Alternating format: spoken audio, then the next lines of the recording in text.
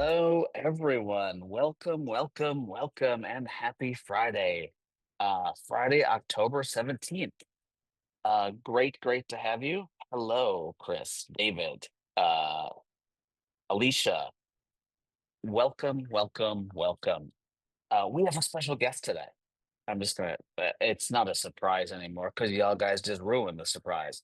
I guess we should say when it's a surprise next time. But Tara, I'll let you turn on your, I'll let you, I'll have you turn on your video. How are you? So much for my ability to do surprises anymore, right? That's all right. That's all right. It's Friday. No one has it in them to have a surprise. We're here now. I had it in me to do a surprise. It was You my did. idea. I guess I just didn't do a really good job of communicating my surprise. So anyway, it's so great to have you, Tara. Thank you for being here. Jess Von Bank has an amazing Diverse Daisies event today that she's at. So she's not going to be joining us, even though she may uh, call in really quick. But it her headshot shows. I don't know what that means either. Alicia's really got me confused today. But anyway, all good and excited to have you, Tara. Tara, for those people that don't know you, maybe before I get started with our normal cadence here, you could just do a little bit of intro of yourself and where you're joining from. Yes, my name is Tara Cooper. A lot of people call me Coop, which is why I thought you said I don't know who Tara is, because I thought that's what you meant.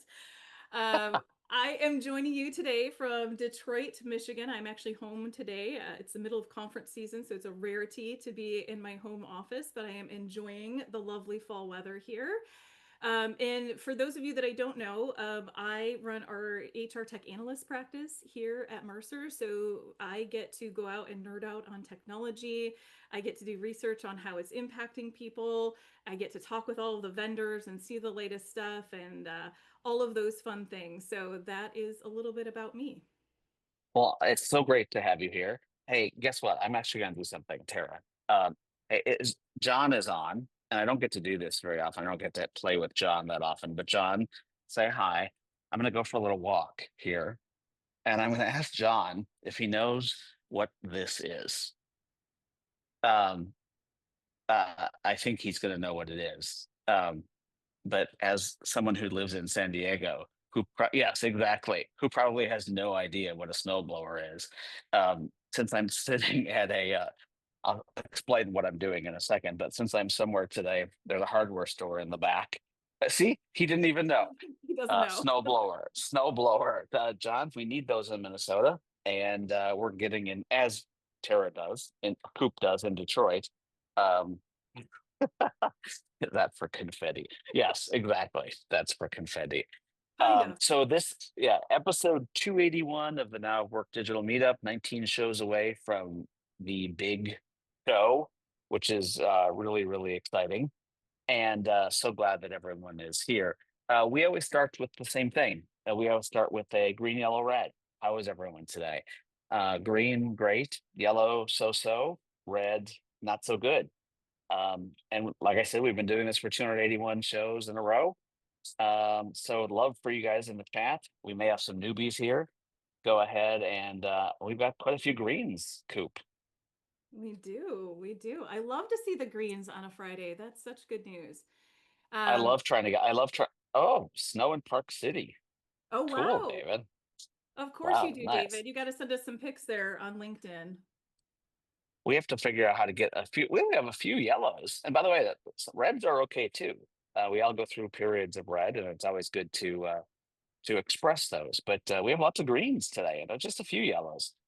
I bet we can do something. Like I saw this amazing picture of Jessica Chun this week. I can't even tell you what she was doing. Um, but like it made me green just thinking about it. So anyway, oh, our kitty was admitted to the hospital. Oh. Sorry, Randy, to hear that. You got to meet Jess in person. I mean, just the ability to meet Jess in person would make anyone green. Please don't tell her I said that. I was a little being sarcastic as well, but I'm glad you got to meet Jess in person. I wonder if you got any selfies or photos with Jess. Daryl, yellow, but happy to be healthy and alive. Megan, of course, she got a photo. with Jess. Um, You don't turn up that cool opportunity. to get a yeah. I don't even know what Jess she's talking about. She's talking about Jessica Chung or Jess Von Bank. She's probably talking about Jess Von Bank, but Jessica At Chung. Oracle, yes, the I mean, BJU Jess Chung. I would die to get a selfie with Jess Chung. Um, but someday I'll get that on. So, how are you, Coop? I am mostly green. I'm a little tired, I won't lie. I'm not used to being a road warrior like you, but that's changed this season, so I'm making some adjustments. Not getting quite as much sleep as I used to, but I'm mostly green because there's a lot of, it's been exciting stuff. It's been worthwhile travel that I've been on. So yeah, I'll say green today. I'm green also, and I'm green from a work standpoint for sure. So that's such a rewarding week, and so I was in. As I mean, this is the busy time of year. It always feels like I've been in 4 cities in 4 days, and now back in Minneapolis, which would be, I guess, 5 cities in 5 days. So definitely green from a work standpoint. I guess that would make a lot of people not green, but for me, it makes me green because I'm out with our clients and speaking at events and things like that. So really, really cool, really cool stuff this week, and I won't go into a lot of detail on that, just from a time standpoint. Personally, I'm a little bit. I don't even know how to say this. I have to share a couple things, and they could bleed into my one big thing, just so I don't use up too much airtime. So today, I am moving my mom. And for those of you that ever listen to these shows, you know I've talked about my family quite a bit. And a big part of my life. My mom has lived in the same house for 56 years. And today I got there at 7 a.m. and the moving truck was there and she was crying. Oh, And I'm sitting in a little strip mall, which is right outside of her new apartment where the moving truck's going to be here in about 30 minutes to move her in. And she's planning on sleeping here tonight. Um, which will be the first time she slept somewhere except a hotel randomly, different than for 56 years. So it's a little bit melancholy, and that was the house I was born in. So as I was watching them take furniture out of my bedroom, uh, it was a little bit uh, melancholy as well. I'm really happy for where she's at. They invited her to come watch the Vikings game on Sunday in a big group. oh Whether it's my. Vikings or pick your team. Just the fact that she's with people instead of living in a house alone. Um, I think it's a good thing. I hope it's a good thing. I hope she looks back and says, "I wish I had done this a long time ago," but we'll see. So I guess that's yellow. I mean, I'm green in one hand because I'm so glad she's around people, and not by herself. Yellow, just become a little bit scared for her. And the sandwich generation where you're doing it with your parents and then you're watching your kids move on as well. It's quite interesting. Yeah. Wow, that is a huge step though. I can't imagine being in the same place for 56 years. I mean, it's what? Can you imagine? She's never used one of those like a key fob like in her life. Yeah. Like I just did the walkthrough with her, and she was like, "Where? How do I get a key?" And they're like, "Well, this is the key." Like, there's nowhere to put a key on the door in the apartment. And she's like, "Well, how can I get a lock put on here where I can use a key?" And they're like, "Oh, we don't use keys."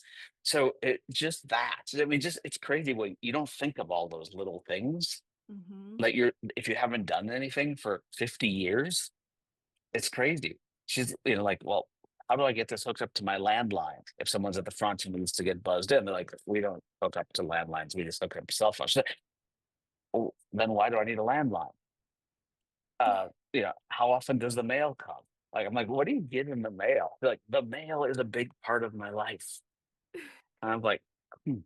So just that kind of stuff it's just it's really hard, but at the same time it's good. And I do think that she'll be better off. So anyway, sorry, I'm done with that.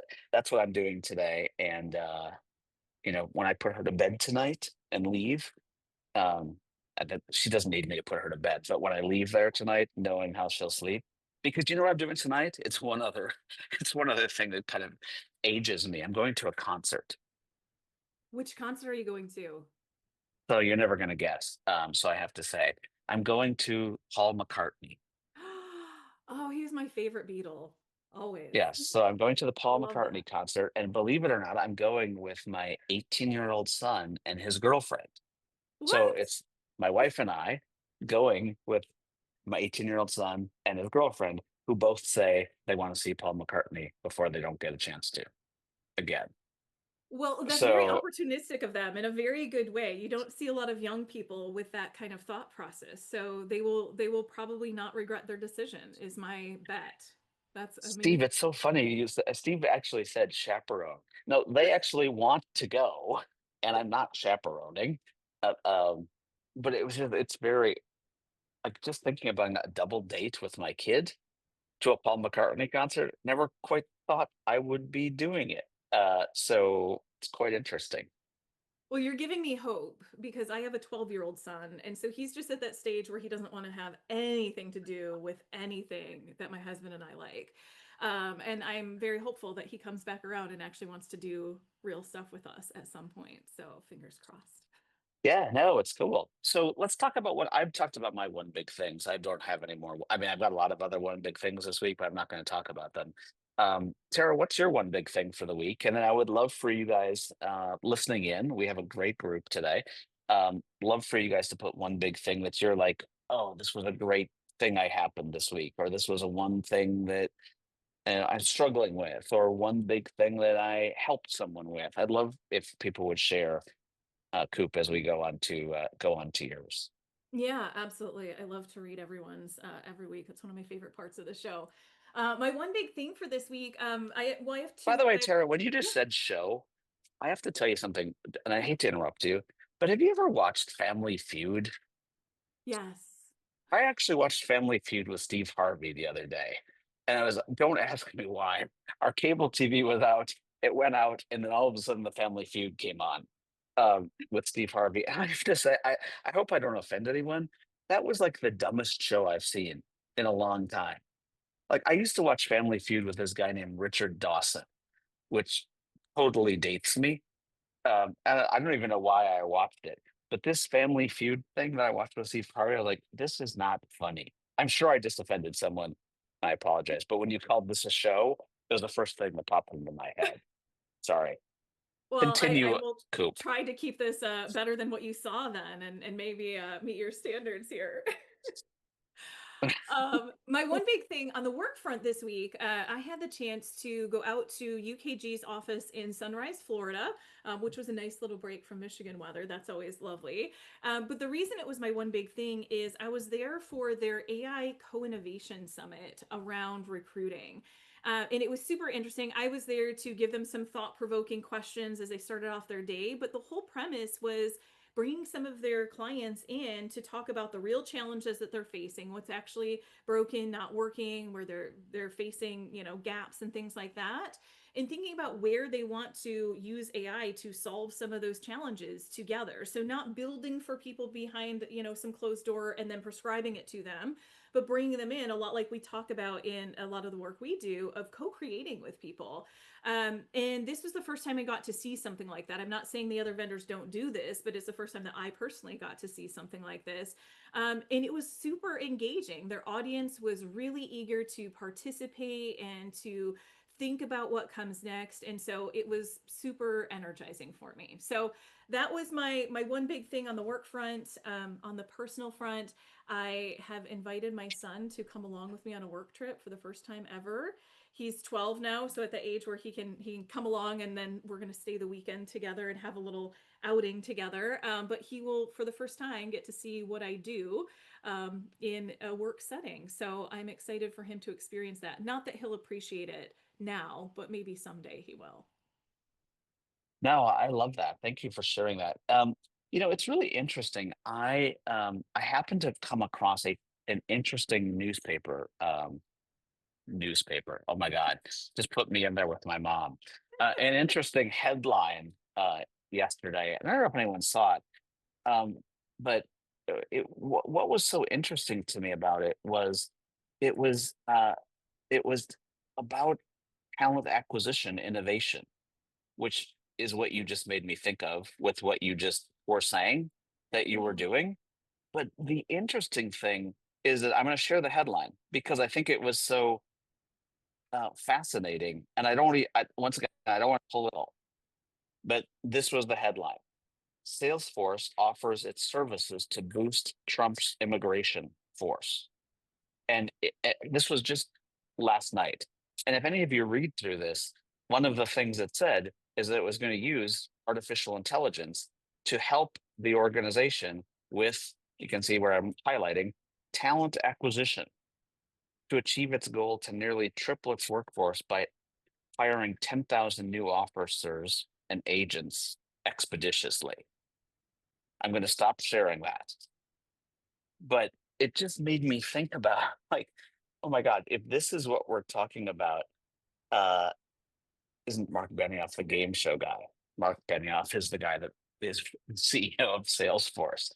Um, but when you think about that, like when you think about when you think about innovation, like when I hear things like recruiting or talent acquisition innovation, I'm sure what you saw was not something like how do I hire people faster, or maybe it was. And and when you use the words talent acquisition and innovation in the same sentence, it kind Mhm. of gets me questioning. So Well, it should. It absolutely should get you questioning. And this is something that I posed to the audience that I was in front of is we can do better than faster hiring. Because we can do bad hiring fast now. We can do it faster now. That's not the goal. It should be better hiring. And how do we eliminate some of the problems we've created for ourselves? What I think is interesting is we're just scratching the surface right now with what AI can do across the board. But TA seems to be the place that we want to put it first in HR, probably because there's a lot of inefficiencies, there's a lot of manual work. We're flooded with candidates, all of these problems that we have popping up. Um, but what I challenged the group to think about at UKG was not to think about how we slap AI on top of that to make all of that go faster and make the experience even worse for people that already don't like it. How do we actually use AI to blow the whole thing up and say, how do we start from scratch? You talk a lot about first principles thinking, and that's exactly what I tried to instill with them is why do we even have job descriptions? Instead of thinking about how to write a better one, think about why do we even have them? Do we need them? And I'm not going to answer yes or no to that. I'm going to say it's the question we should be asking. And if we do, what purpose are they supposed to serve? Are they actually serving that today? Because right now we're putting out job descriptions into job ads, getting a ton of volume at the top, only to throw most of it away. Why are we being so wasteful? And the example I gave was if you work in manufacturing and you bought 1,000 widgets and only used 10 and threw the rest out, you would be fired. But in talent acquisition, that's become normal. And that's the problem that we've tried to solve instead of thinking, well, why do we create this problem for ourselves in the first place? So I'm not claiming I have the answers, but that's the way that we need to start thinking about this because I don't think we have true innovation yet in recruiting. We're just applying AI to what we've always done to make it go a little better, a little faster, maybe a little smarter, but it's not actually new. It's not different. It's not yeah, I intelligent. mean, Tara, I don't know if you've listened to the podcast of my podcast that just came out yesterday. Didn't And you yet. probably haven't, but one of the things we talked about in that podcast, and maybe JC can put a link in there to the podcast, was that a lot of people in HR have inertia tattooed on one arm and incrementalism tattooed on the other arm. Mm-hmm. And this was the CHRO of GE Healthcare that said this. And I think it's so, so important. The number of times that I've said automation versus orchestration this week is crazy because we're not just trying to do stuff faster. We're actually trying to think different about how things work, why they should work. I want to, Tara, we got into a meaty topic right away, and I didn't get to go through the one big things even. Yes. That Daryl said one big thing, met a 25-year-old founder and CEO of a company that I believe will be amazing. Um, I just got off the phone with a 25-year-old founder and CEO of a company that I think will be amazing. Um, I wonder if it's the same person. Proof that when you believe in something, things can make happen. Um, Opal was very close to you, Koo. So she's sad she missed you. Tilly, navigating some health stuff and juggling work. My boss told me to get over FOMO and take time off. Your health is first, Tilly, because you're such an amazing addition to this world.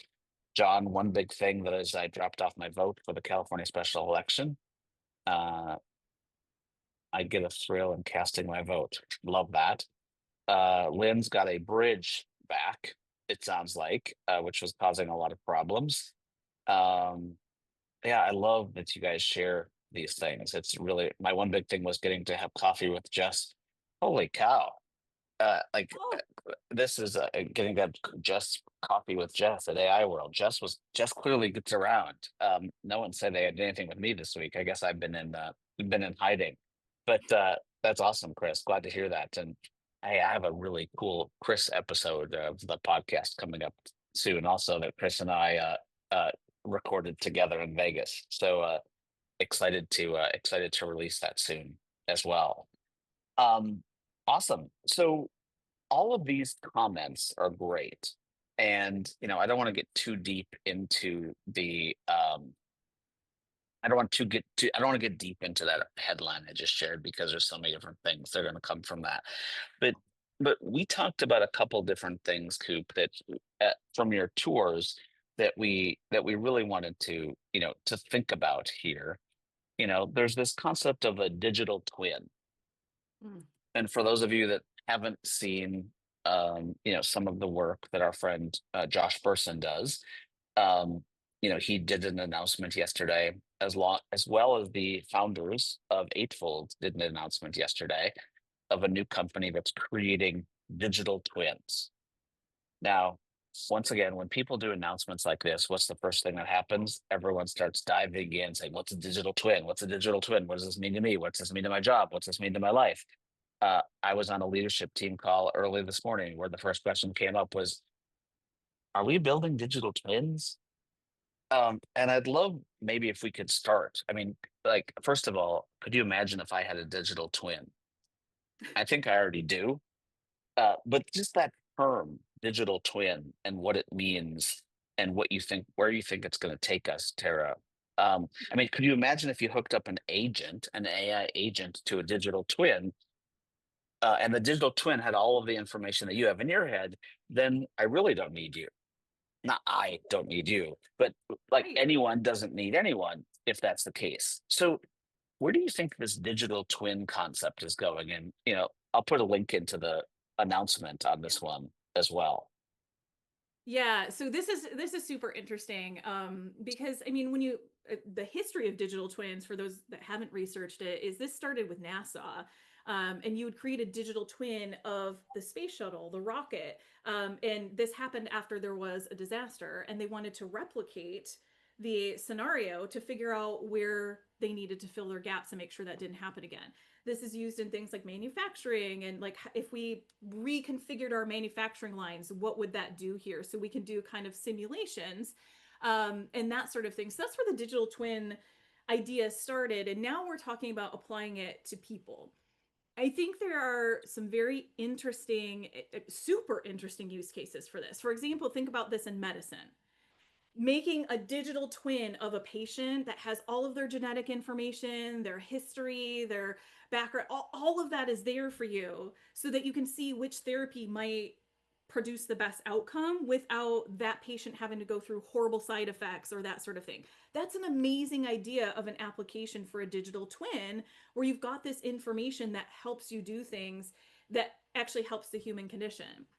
But when we think about this in the workplace, it gets a little bit sketchy because of what you just brought up, which is what if we made a digital twin of you because you're one person and let's say I want to get your opinion on my latest research.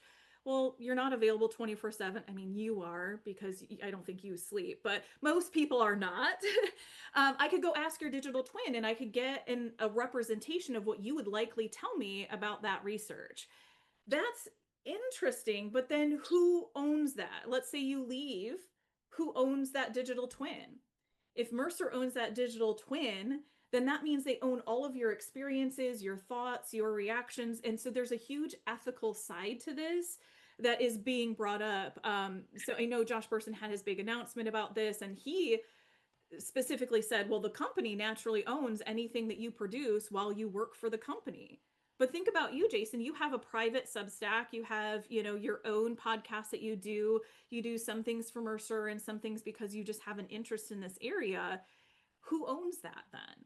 And this because it Yeah, opens up a huge legal arena that we have not ventured into yet that we're going to have to start to explore. yeah. To me, wow, and I love some of these comments. You know, and by the way, some of your use cases that you brought up are really important. Bob said need to define this carefully. There's a big difference between synthetic personas, and actual digitizing a human brain and personality. Um, Chris, I'll let someone else read Chris's comment, which I think is funny. Um, you know, my wife convinced me to wear an outfit to a party tomorrow night that's not only not my style. My digital twin helps me remember where documents that I worked on are and located. Michael, I like that. Um, you know, for me, one of the things that I'm scared of, I feel like this digital twin thing might be a jumping the shark moment. Um, and I, you know, and yeah, I'm not sure for some of you that are familiar with that.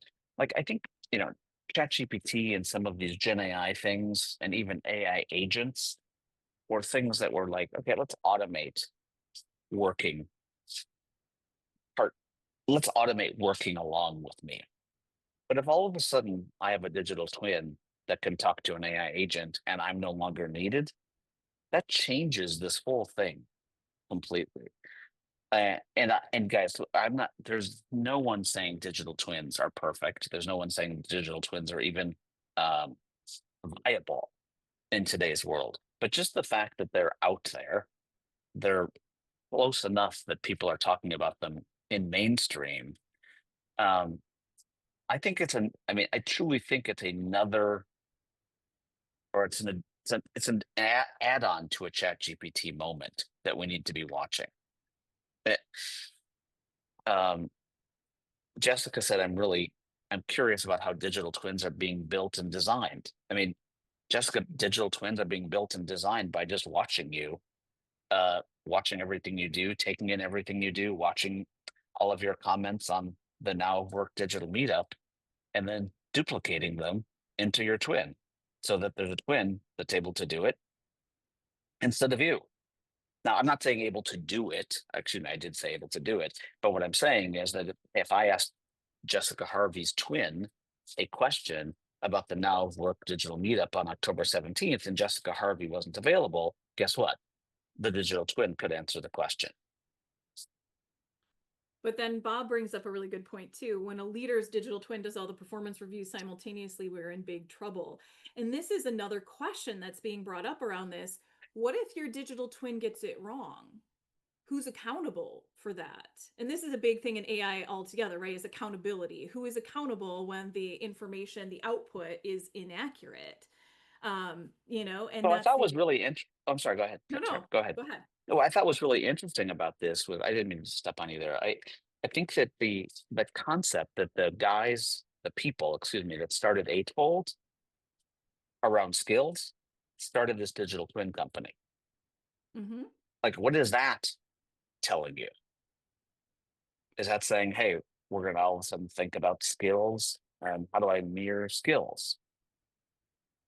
Well, I would think so. I mean, Eightfold's not, well, this isn't Eightfold, this is people from Eightfold, but they're not the only ones talking about digital twins. Beamery's Oh, talking yes, about right, right, digital right. twins, and it's all around skills. And that's exactly what they're looking at is then marrying this with the skills arena and saying, what could AI actually automate for us and take away through that digital twin? And then what part is actually left to be a human part of that job that you're contributing to and So continuing to train that twin. does the digital twin help us with the fact that not as many people are being born? I mean, when you start to think about this and you start to think about the impact, like I was with a bunch of people yesterday in Texas, and like they were all scared to death of their jobs. And the thing that they're thinking that's going to replace their jobs knows nothing about them. When Hmm. and think about that for a second. The thing that people are afraid of right now, replacing their jobs, really knows nothing about them. When all of a sudden you have something that does know something about you, Yeah. talking about replacing you, that's even scarier or should be even scarier to people, I think. Well, and sorry, I might be stealing your thunder as we move into another You're topic not here, but stealing any of my thunder, my friend. You thunder the away. That's exactly what our research has started to show is actually people that get closer to AI are more afraid of it. And I think it's very much because they understand what it's capable of doing, right? And this is something, and I know you hate this term, but it's the AI proximity paradox, is what we're calling it. The closer you get. Is this the APP? Yeah, you know me. Oh, Yes, sorry, that was a bad joke. But the AI paradox proximity paradox. Is that what you said? the AI proximity paradox. And the idea Ooh, behind it is I need a digital twin just to say that. yes, you do. You'll have to get that in motion here. But the idea is, when we've had past technologies, I love the idea of the spreadsheet as a great example. When the spreadsheet first came out, we were all afraid it was going to end accounting as we know it. And it actually made it better. And the closer you got to it as an accountant or someone in finance, the more you realize, oh, this can help me do better analysis, better forecasting, better planning. This is actually not going to replace me, it's going to make me better. We're seeing the opposite with AI. People that are closest to AI, those at the top, those making the most, those in countries that use it the most for their jobs, and those that work in high tech, are all the most afraid of how tech is going to now change and disrupt their job and their future and their livelihoods in the future. And again, I think this is because we can see that it's capable of things that we couldn't imagine before. Things like a digital twin. And what does that mean if most of what I do today is now being automated away? But the big issue isn't really necessarily with that technology because you're right, we do need to find productivity gains to keep up with a declining population size, right? That's something that a lot of countries are facing right now and trying to solve for inside of their workforces to keep productivity high. AI should be able to help with that. The problem is we're putting out all of this technology, but we don't have enough leaders standing up to talk about what that means for what our lives look like next. It's not necessarily that I'm afraid that my job will change. I sure hope it does. There's some things that need to change in my job, but what does that mean for me as a worker in that next chapter? We're not making enough of those plans for what comes next out loud in front of our workforces to reassure them that they're coming along for the ride. And I know it's kind of a cliche at this point to say jobs are not people, but they're not. And we need to start reassuring people that just because your job will change or even be eliminated doesn't mean that you will be. And we have to start showing people what that might look like in the future, even if jobs are going to look different. We don't know exactly what that is yet. Making plans out loud is something that we're not seeing happen. And that's creating so much of this fear as people get close to AI. So, Coop, I want to dive into that one. I want to click on that for a second because I happen to be reading an article this week, and I'm just going to put the headline of it right here. Um, and you guys, even though it looks like these shows are very well scripted, this is just my ability to think about what I read during the week and apply it to something that Coop said. Um, why AI will widen the gap between superstars and everybody else. I'm not sure if anyone saw this article. I'll make sure you guys are watching my screen. I'll copy it and put it into the chat.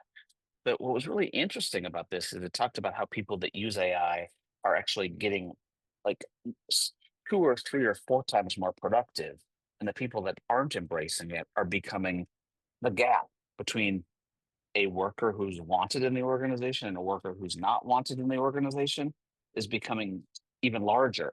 And I'm wondering, Coop, how that ties into the AIPP that you just talked about.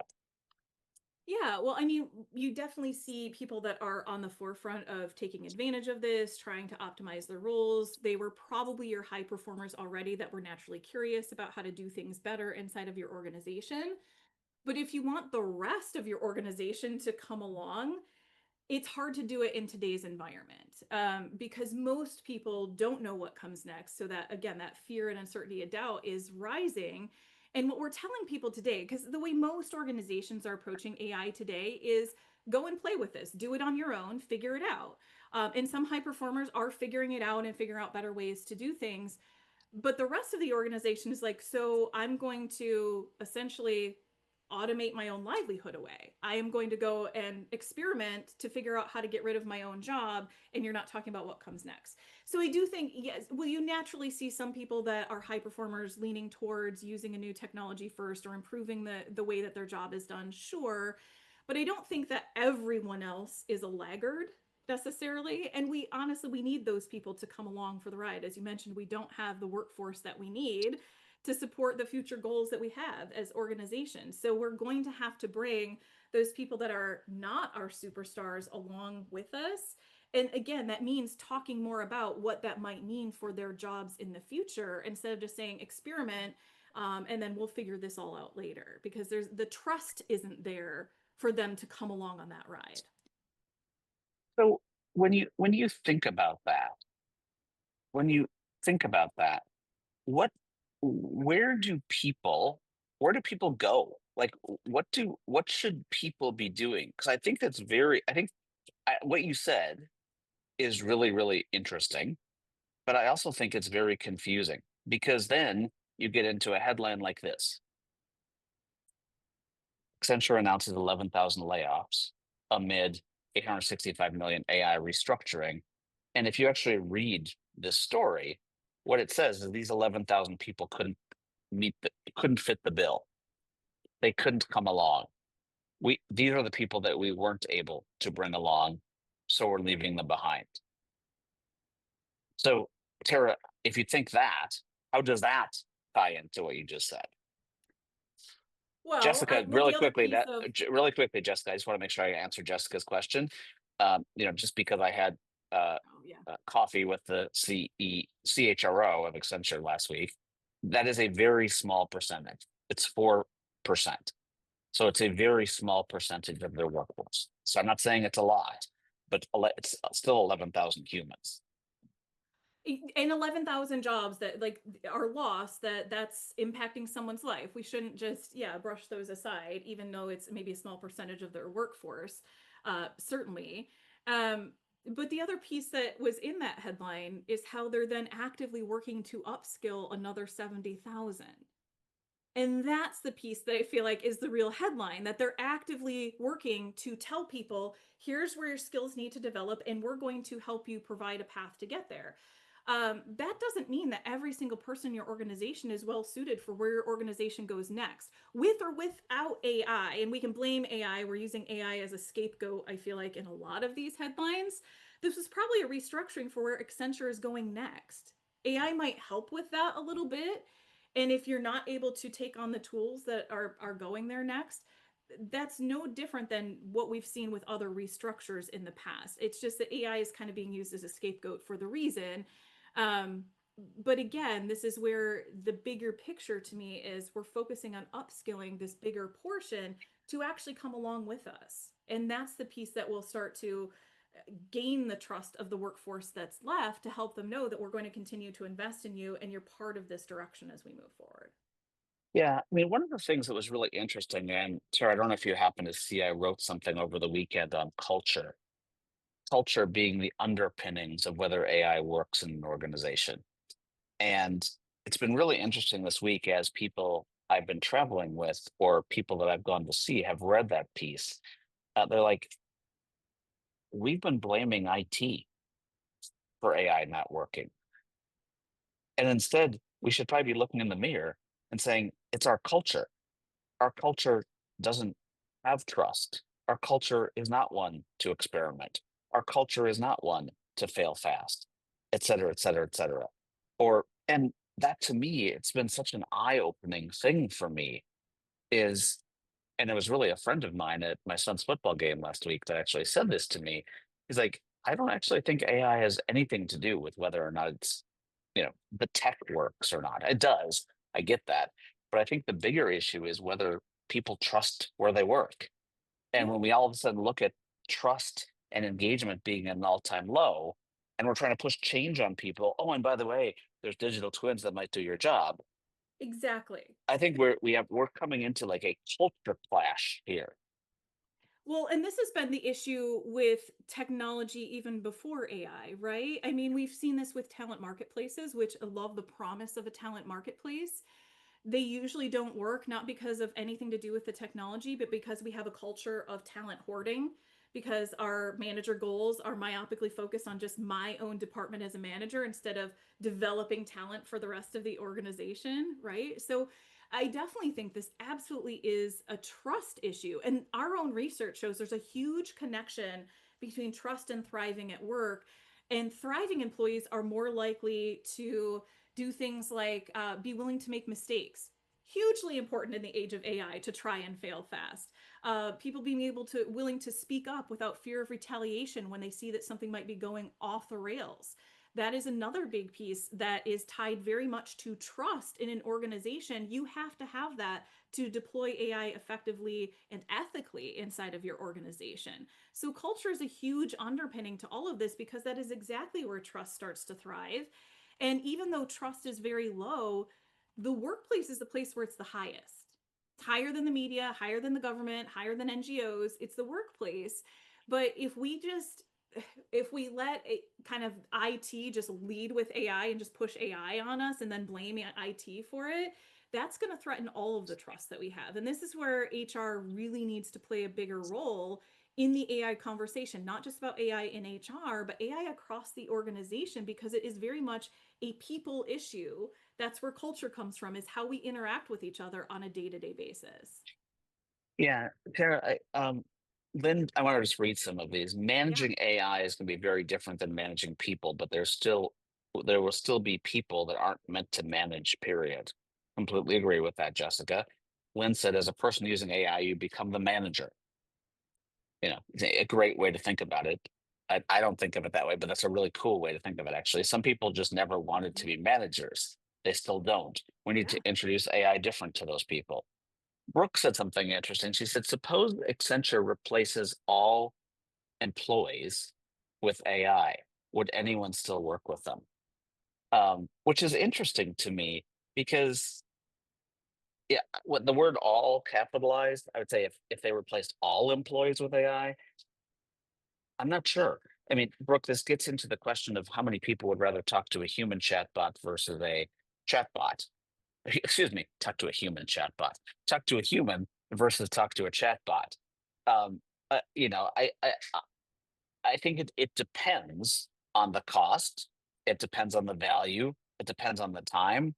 I'm working on something really cool from a voice standpoint that turns discovery, just the discovery and having conversations with people to learn about them, how they're feeling and their thoughts, from having to do a whole big consulting engagement to being able to get 5,000 inputs in a matter of a day or a minute, and then having that all spit out in a very human like approach from a needs analysis standpoint. So it's really, really interesting to say for us to start to, it depends on the use cases. I think what would be really, really important for us to think about when it comes into this. Um, Megan said the Accenture thing is super interesting considering their consulting services are based on trusting the humans, helping companies change how they do things. And once again, Megan, this goes into I think this is work design. Tara, I'd love your thoughts on this. This doesn't mean that the person that you trust isn't going to still be a human, but some of us don't realize. And I had an amazing CEO and CEO leadership team session in Chicago this week, where they're like, I don't even understand why we're talking about this. This is a true story. I don't even understand why we're talking about this because I get my dashboards now every week. And I actually said, do you know how many people it takes to create the dashboard? And do you know how long it takes them to create the dashboard? And they're like, no. And then someone in the room said, it takes 30 people, a combination of 120 hours to create that dashboard every week. And they're like, you've got to be kidding. There's no way that dashboard is worth that money. And that's the disconnect I think we're dealing with, you guys, is that, you know, what it doesn't mean there shouldn't be a human presenting the dashboard in a meeting, but the people behind the scenes that are doing all that grunt work to do data joins and pull data from all over the place, I think that those manual heroics, that is a huge place where we can come up with value uh, and show people the value. Coop, I'm Well, sorry, go ahead. no, no, this is that. Well, that's exactly right, though, is there is immense opportunity for us to get rid of waste, and it's hands work, it's things that takes a lot of time, it's not necessarily something that is uniquely human, to be able to go and pull a report that then feeds into a dashboard, but it does take that person knowing how to get all that data and feed it in. If we can extend our capabilities with what we can do with hands work where we don't have to focus on that, it's I absolutely agree with that, but then the other half of that equation is now we've got all these people that aren't doing grunt work. What do we open them up to do? And that's the work redesign conversation that's not happening enough. We're talking about what we can get rid of with AI, but we're not talking about what people can do new with AI with the time that they now save because all that hands work is gone. So, what can we do in that example where instead of spending 120 hours putting together a dashboard, what if 119 of those hours are now spent on coming up with action plans of, hey, here's what this data actually means, because a dashboard is not an insight, it's just a dashboard that you have to interpret and get the insights from. So getting the insights from it, which AI can also help us with, creating action plans, testing those action plans in scenarios and simulations that we can say, here what the possible outcomes are, so we can make better decisions as human beings. That's where that should really go towards. But if we're only talking about getting rid of the grunt work, as you put it, and we're not talking about where we then focus that labor next on how to get us better, that's where again all of the trust starts to disintegrate, because what does that mean for me? If I'm the one doing the grunt work, what does that mean for me? Yeah, yeah, I completely agree. And there's still going to be a human that's going to be able to show the leader the dashboard they're looking at probably isn't the best data, isn't the excuse me, not the best data, but isn't the right thing to be looking at anyway. Yeah. And Nancy, I love your comment. This makes me think about the cost of white glove service that many expect. We all know what the cost of that is, or excuse me, not everyone knows what the cost of it is because we hide it from people. But there's a lot of people and organizations that are making that white glove service come to reality, that their jobs are going to become much easier, or their jobs are going to change quite a bit because of it. Hey, Coop, uh, I have a question for you, and it wasn't one. Of course, Jess knows that as my or as my co-host of this that I always do this, or bring up some topic. What do you think about this work slop topic? Um, so I hate the word slop. First of all, every time I say it, and maybe it's just because of my weird dialect, but when I say slop, like I spit every time I say it. It makes me. But what what do you think of that work slop? This work slop? Because like I use AI a lot. Yes, exactly, Nicole. You know I hate the word Yes. moist. Like it sounds the exact same thing. Um, like I, I get it, but I don't get how people, if people are just using AI and not adding humanity, a human lens to it, or infusing humanity into it, I think it's terrible. Um, and I don't understand. Like I struggle with it. I struggle with it. Is there really a lot of work slop out there, or is this a media thing? Like, are we finding every way possible to use AI as a scapegoat, and that just happens to be the latest? What used to be called lazy now is called work slop. Well, you may be onto something there. I will say I don't think it doesn't exist. I don't think it's just in the media, because I myself have received work slop, and had to spend time unraveling it and dissecting it But and correcting until it. just really quickly, sorry, I don't mean to jump on you here, but Yeah. until 6 weeks ago, you would have never called it work slop. No. What No. you'd have just called I it? would have What called would it you? laziness. Like I would have probably called it something along those lines of like you just didn't take the time to check the product that you were putting out into the world. Like, how Um, many marketing emails do you get, or things in the mail we used to get that said "Dear Averbook, comma Jason"? Like right. that to me sounds like work slop, Yeah, well, yes, and I or will feels say like work it's not slop. that work slop didn't exist before AI. I think people have always looked for shortcuts to do their job, right? How can I, save myself a little time, energy, mental capacity, that sort of thing? Sure, I get that. And so, we've used things like automation, and yeah, we'll miss the step of remembering to put the right brackets in, to put the right name in there for the dear so and so and all of that. Could that be called work slop? Sure. This is a media term for sure.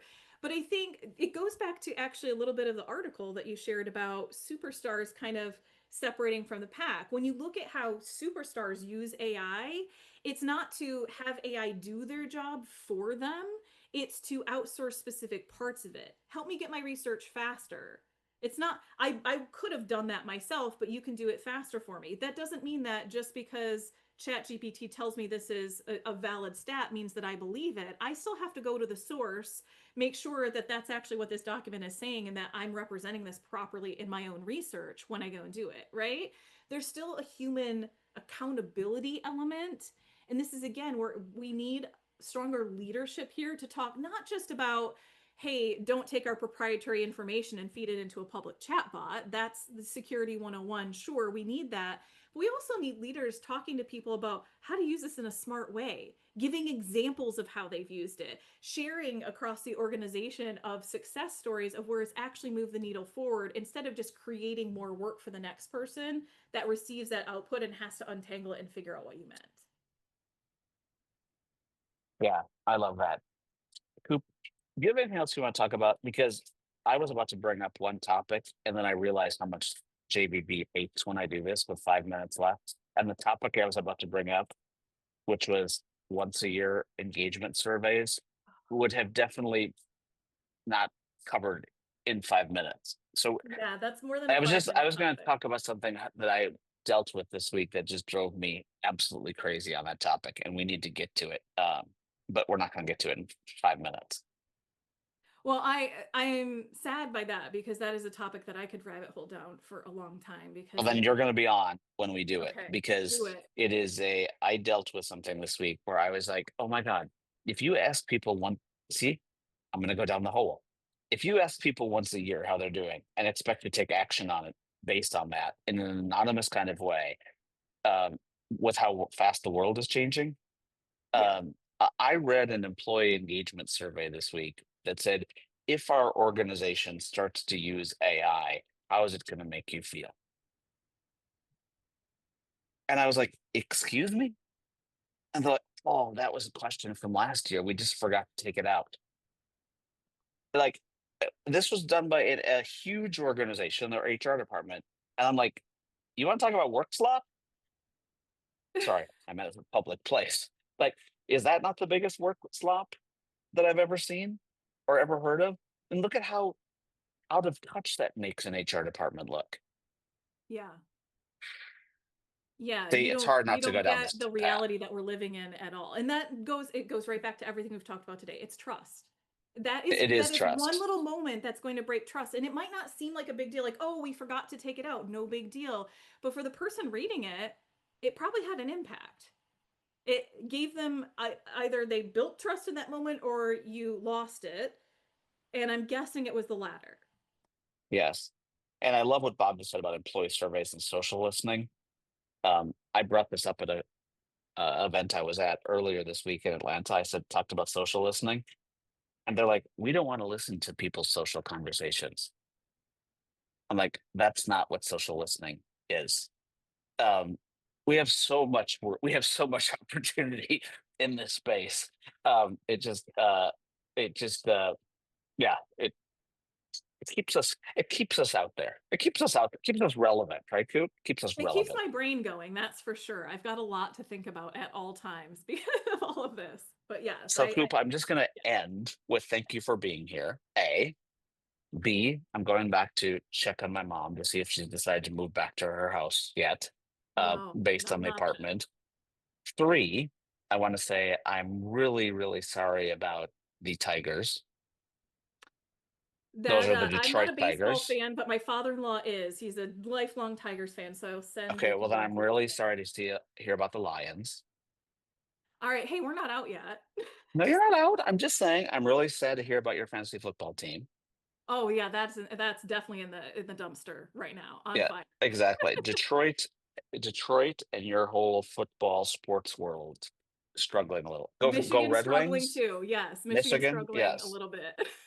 yeah, Next year's exactly. my year. I swear. Detroit's gonna have a comeback one of these years. Okay, thank you for being here. Really, really appreciate it. Yes, Alicia's just as bad as you in the fantasy football league. I'm just as bad too. And thank you guys all for being here. Brooke, I promise I'll respond to your email. And I hope you guys all have a great, great weekend. Love you all. Coop, thank you again for being here. Thank you so much. Take care, Take care, everyone. everyone. Bye bye.